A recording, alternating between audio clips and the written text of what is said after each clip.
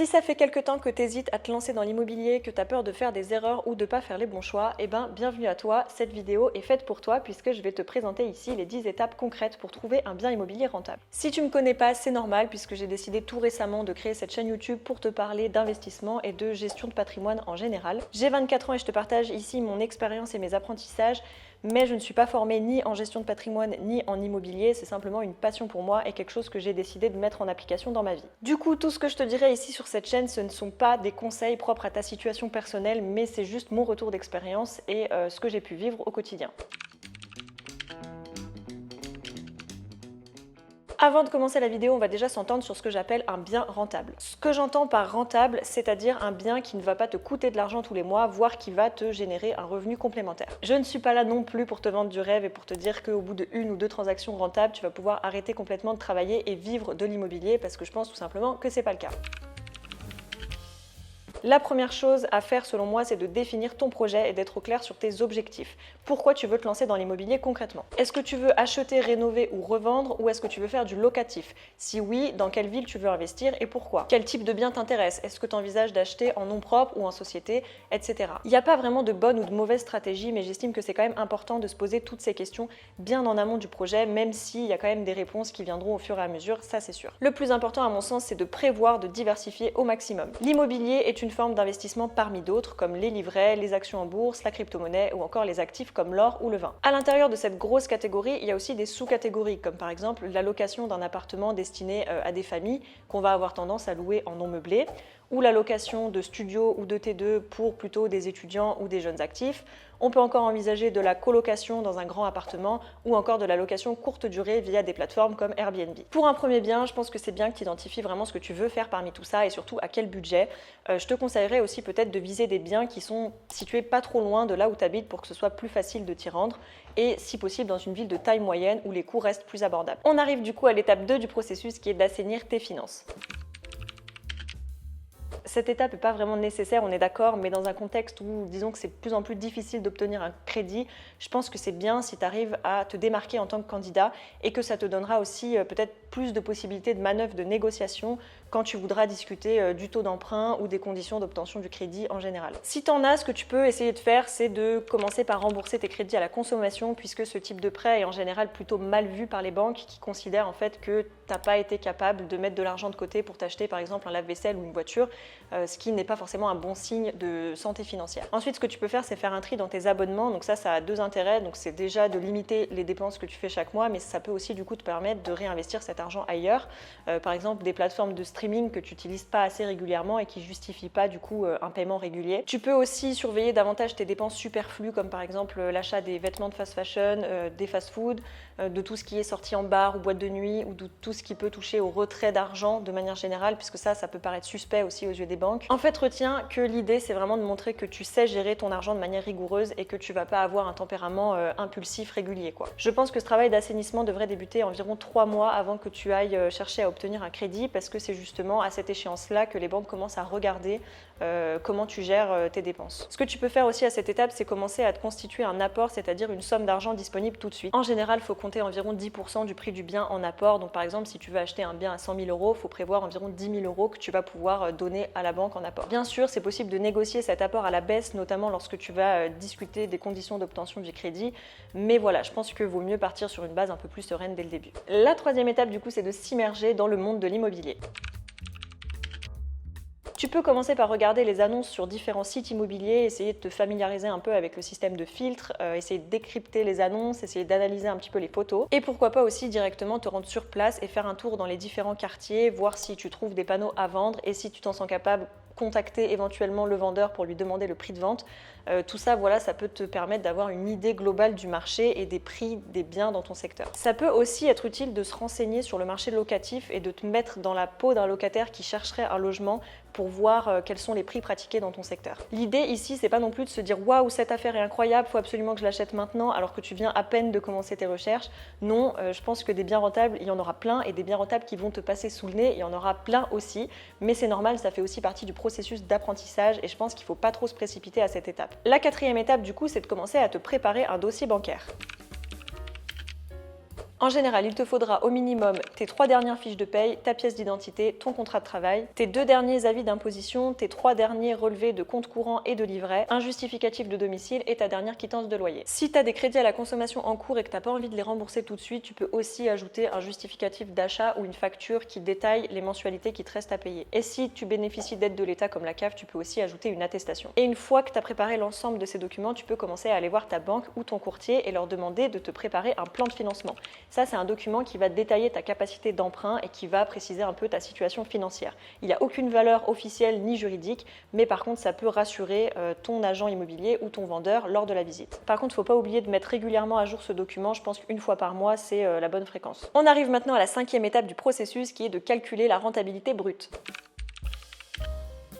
Cette étape, je pense vraiment que c'est l'une des plus importantes du processus parce que c'est pas vraiment utile d'aller visiter des biens qui ne seront pas rentables même après une réduction drastique du prix de vente. Et le calcul de la rentabilité brute, c'est aussi le premier calcul que tu peux faire rien qu'à la lecture des annonces, même si ça reste approximatif, au moins ça peut te donner une idée. La formule est très simple, la rentabilité brute, c'est les loyers annuels hors charge divisé par le coût total de l'investissement. Pour estimer les loyers, tu peux te baser sur ceux qui sont déjà pratiqués dans ton secteur en comparant ton bien à des biens similaires. Et quant au coût total de l'investissement, je pense que c'est très important de ne rien oublier.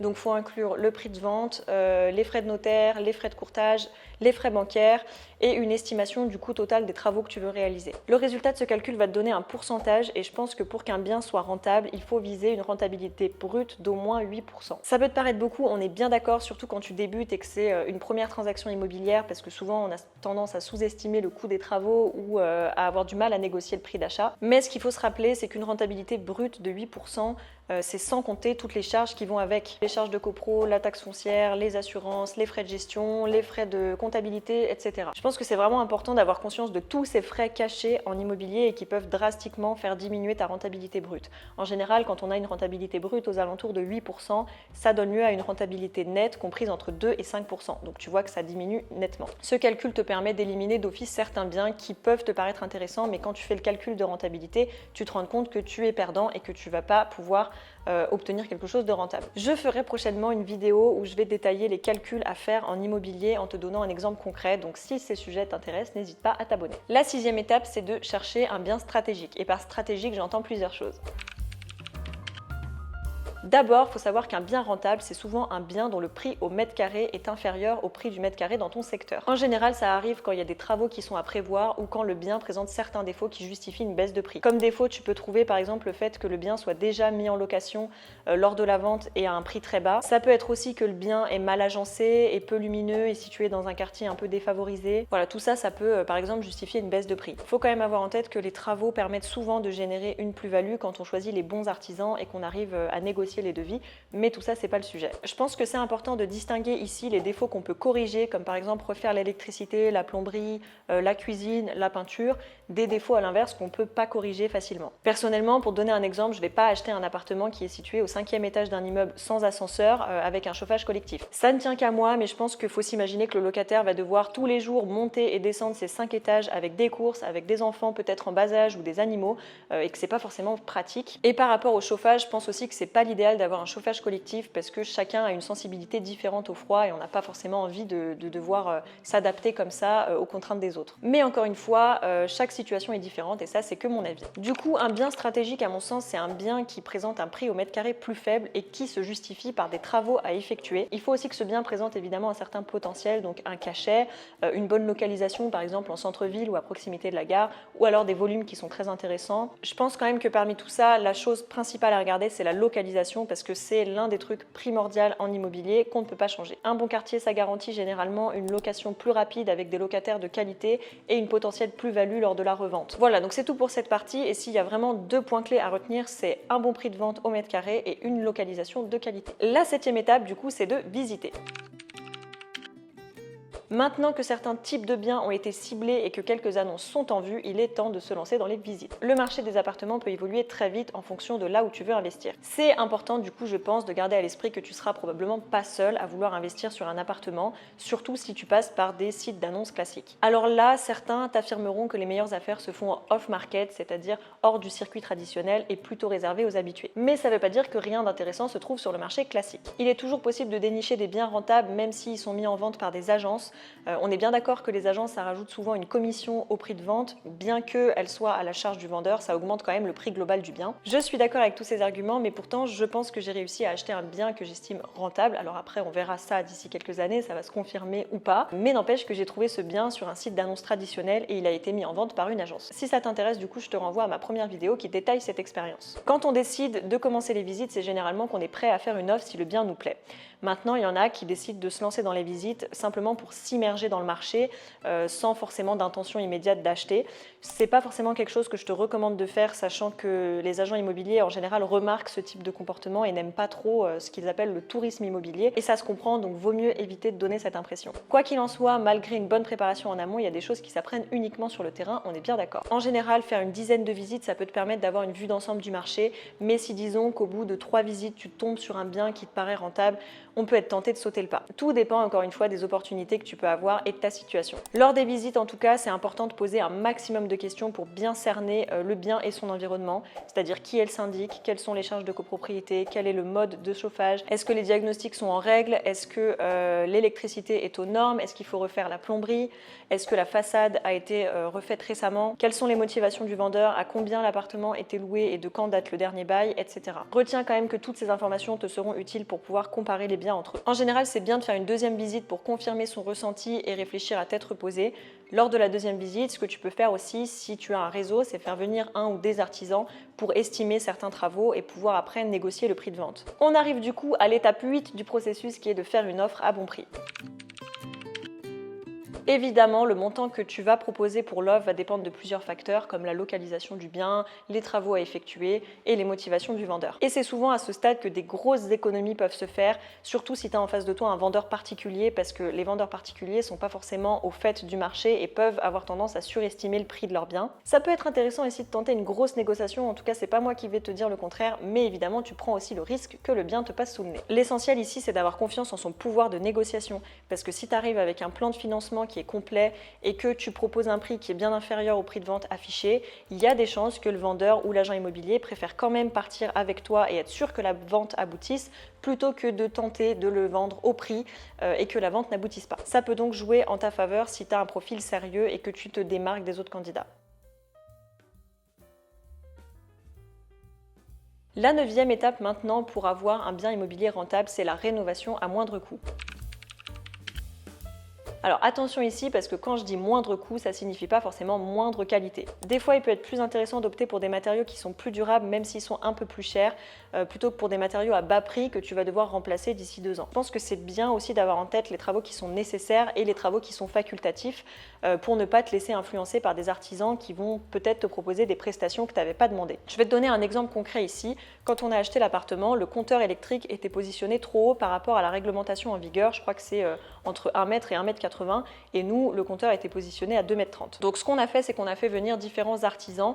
Le premier nous a fait un devis, je crois, d'environ 1 000 € pour baisser complètement le compteur et le mettre à la bonne hauteur.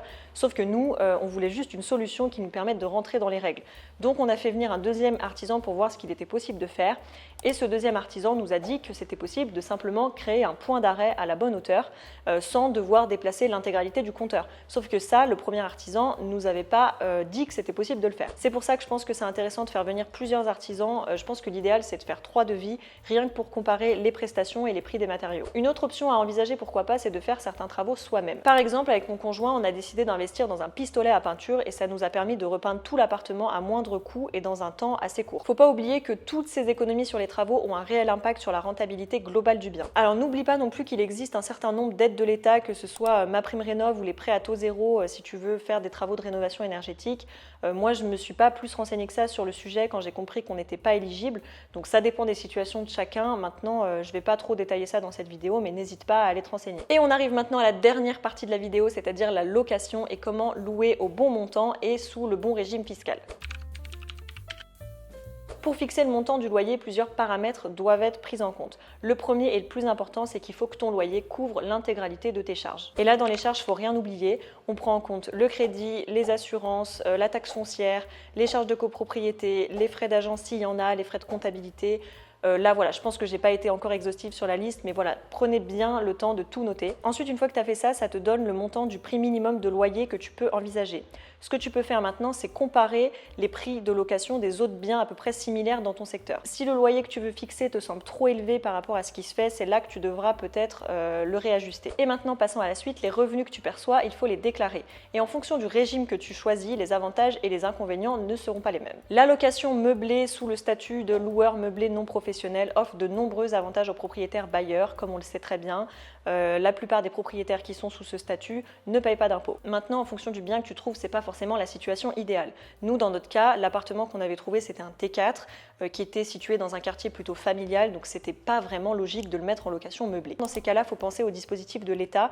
Nous, on avait décidé de signer une convention avec l'ANA dans le cadre du dispositif Loc Avantage. Du coup, ce dispositif nous permet d'avoir quand même une réduction d'impôts intéressante. Il faut savoir aussi que la location non meublée au réel te permet de déduire le coût de tes travaux de ton revenu foncier. Tout ça, ça peut te générer un déficit foncier qui est imputable à ton revenu global. J'ai pas prévu dans cette vidéo de rentrer trop dans les détails parce que là, ça devient un peu plus technique, mais tout ça pour te dire que la fiscalité, le statut et le régime que tu choisis, ça peut vraiment être déterminant dans la rentabilité de ton bien. Sur ce, c'est tout pour cette vidéo. J'espère qu'elle t'aura plu, qu'elle t'aura motivé à te lancer dans les investissements. Merci d'avoir écouté jusqu'au bout et n'hésite pas surtout à me faire ton retour en commentaire. Je suis preneuse de tout ça pour m'améliorer étant donné que je débute à peine sur la plateforme. Voilà, j'ai prévu de faire d'autres vidéos sur le sujet, que ce soit à propos d'immobilier ou à propos de gestion de patrimoine en général. Donc n'hésite pas à t'abonner si ce contenu t'intéresse. Et je te dis à très bientôt pour une nouvelle vidéo.